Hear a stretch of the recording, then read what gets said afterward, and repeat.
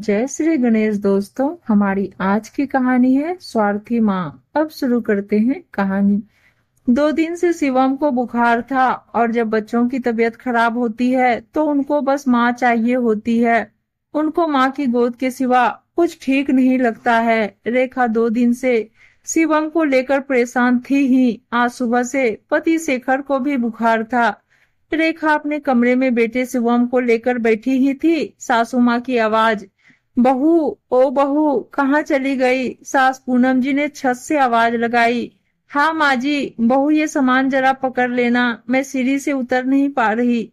माँ जी, शिवम मेरे गोद में लेटा है, मैं कैसे आऊं? रेखा ने कहा। शेखर जरा आप ही पकड़ लीजिए, रेखा ने अपने पति से कहा। शेखर उठकर जब सामान पकड़ने गया तो पूनम जी बोली, बेटा तुम क्यों आ गए? तुम्हें बुखार चढ़ा था सुबह, बहू को भेज देते। माँ, अभी मेरा बुखार ठीक है, शिवम को फिर बुखार आ गया है, वो रेखा की गोदी में लेटा है। रेखा कैसे आती? शेखर ने कहा। अरे तो उसे बिस्तर पर लिटा देती, उसे दिख नहीं रहा तुम्हें अभी इतनी तेज बुखार था? वो क्या समझेगी एक माँ का दर्द, पूनम जी ने गुस्से में कहा।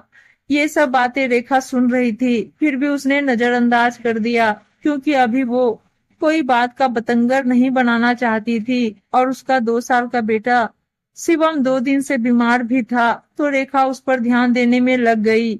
थोड़ी देर बाद फिर पूनम जी रेखा पर चिल्लाते हुए बोली, बच्चे को लिटा दो, शेखर के लिए हल्का खिचड़ी या दलिया कुछ बना कर दो, उसे दवा भी तो खाना होगा। माँ जी, मुझे याद है शेखर को दवा खानी है, लेकिन माँ जी, जैसे मैं जानने को होती हूँ शिवम रोने लगता है, कह रहा है मम्मा मेरे पास ही रहो, बुखार भी बहुत तेज है। बुखार में बच्चे कहाँ माँ को छोड़ते हैं, गोद में ही रहना चाहते हैं। ये थोड़ा सो जाए तो मैं बना दूंगी, रेखा ने कहा।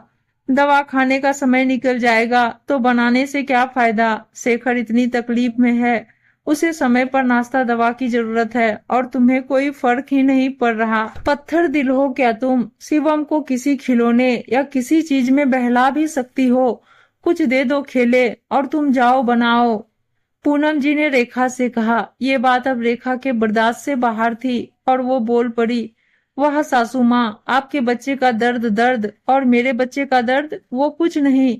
आप भी माँ हैं, अपने बच्चे के लिए कितना परेशान हो रही हैं, तब भी आप मेरी भावना नहीं समझ रही। शेखर तो बड़े हैं, वो तो थोड़ी तकलीफ बर्दाश्त भी कर सकते हैं, लेकिन शिवम तो बच्चा है, उसे तो अभी ठीक से बोलना तक नहीं आता। मेरे 2 साल के बेटे को बुखार इतनी तेज है, वो इतनी तकलीफ में है, और मैं उसे यूं रोता हुआ छोड़कर आपके बेटे के लिए नाश्ता बनाने जाऊं? पत्थर दिल तो आप हैं, जो एक माँ होकर दूसरी माँ का दर्द नहीं समझ रही। आप भी तो शेखर के लिए कुछ बना सकती हैं, और अगर नहीं बना सकती तो इंतजार कीजिए, कुछ आराम होगा, जब शिवम सो जाएगा तो बना दूंगी। रेखा, ये क्या तरीका है माँ से बात करने का? उन्हें कितना ठेस पहुंचा होगा। चलो माँ से माफी मांगो, शेखर ने रेखा से गुस्से में कहा। किस बात की माफी शेखर? मैंने क्या गलत कहा? तुम्हें भी अपने बच्चे की फिक्र नहीं? सही है, वो माँ है, उन्हें ठेस लग सकती है, और मैं भी तो माँ हूँ, मुझे भी उनके इस रवैये से ठेस पहुंचती है। रेखा ने कहा, मैंने तो सिर्फ अपना पक्ष रखा है, मैंने कोई गलती नहीं की जो मैं माफी मांगू, रेखा ने दृढ़ता से कहा। अगर वो माँ है तो उनको समझना चाहिए, आप तो बड़े हैं, लेकिन शिवम तो अभी बच्चा है, ज्यादा केयर की जरूरत उसको है इस वक्त। शेखर कुछ बोलने ही वाला था कि पूनम जी बहू की बात सुन बोल पड़ी।